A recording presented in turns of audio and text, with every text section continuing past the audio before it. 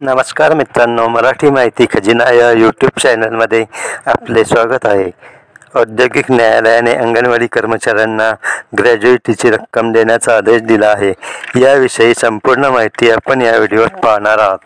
त्यापूर्वी आपण जर पहिल्यांदा या चॅनलवर आला असाल तर चॅनल लाईक करून सबस्क्राईब करून ठेवा. चला तर मित्रांनो, पाहूया आपण अंगणवाडी कर्मचाऱ्यांसाठी काय अपडेट आहे ते आपण जाणून घेऊया. पहा तर ही बातमी.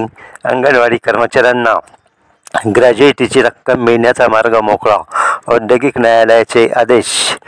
सर्वोच्च न्यायालयाच्या आदेशानुसार ग्रॅज्युइटीची रक्कम मिळावी म्हणून सुमारे 122 अंगणवाडी कर्मचाऱ्यांनी धुळे कामगार न्यायालयात दावा दाखल केला होता. न्यायालयात गेलेल्या अंगणवाडी कर्मचाऱ्यांना ग्रॅज्युइटीची रक्कम मिळण्याचा मार्ग मोकळा झाला आहे. जिल्हा परिषदेचे अपील फेटाळत ग्रॅज्युइटीची रक्कम देण्याचा औद्योगिक न्यायालयाने आदेश दिला आहे. तर मित्रांनो, पहा वरील बातमीत. जिल्हा परिषदेने अंगणवाडी कर्मचाऱ्यांना ग्रॅज्युइटीची रक्कम देण्याबाबत अपील दाखल केले होते, ते न्यायालयाने फेटाळले आहे. महाराष्ट्र राज्य अंगणवाडी कर्मचारी संघटनेने याबाबत पाठपुरावा केला होता. त्या प्रयत्नांना यश आले आहे. धुळे आणि नंदुरबार जिल्ह्यातील निवृत्त झालेल्या, राजीनामा दिलेल्या आणि मृत्यू झालेल्या अंगणवाडी सेविका मदतनीसांना सर्वोच्च न्यायालयाच्या आदेशानुसार ग्रॅज्युइटीची रक्कम मिळावी म्हणून सुमारे 122 अंगणवाडी कर्मचाऱ्यांनी धुळे कामगार न्यायालयात दावा दाखल केला होता. कामगार न्यायालयाने सेवानिवृत्त झालेल्या, राजीनामा दिलेल्या अंगणवाडी कर्मचारी आणि मृत्यू पावलेल्या अंगणवाडी कर्मचाऱ्यांच्या वारसांना सुप्रीम कोर्टाने ग्रॅज्युइटीची रक्कम अदा करावी असा आदेश 30 जानेवारी 2023 राज्य शासनासह धुळे आणि नंदुरबार जिल्हा परिषदेला दिला होता.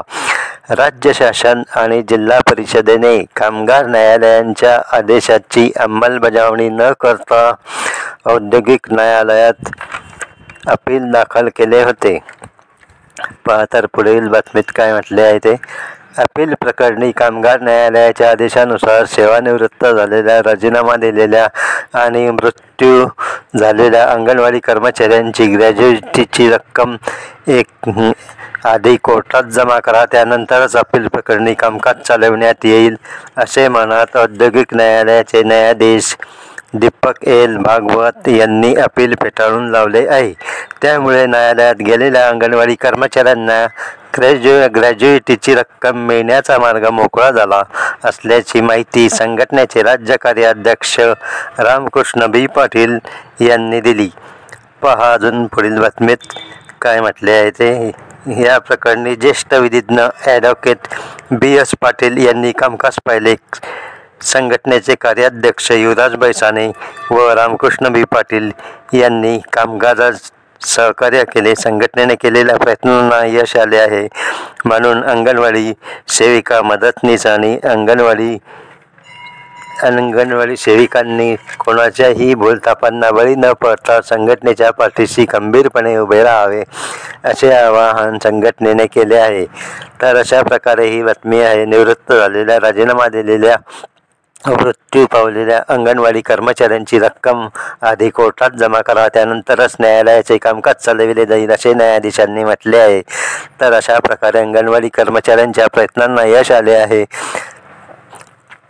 त्यांच्या ग्रॅज्युइटीची रक्कम मिळण्याचा मार्ग आता मोकळा झाला आहे. तर मित्रांनो, नवीन अपडेट्स आणि शासन निर्णय आणि सरकारी योजनांचे व्हिडिओ या चॅनलवर आपणास पाहावयास मिळतील. त्याच्यासाठी चॅनल सबस्क्राईब करून ठेवा. जय हिंद, जय महाराष्ट्र.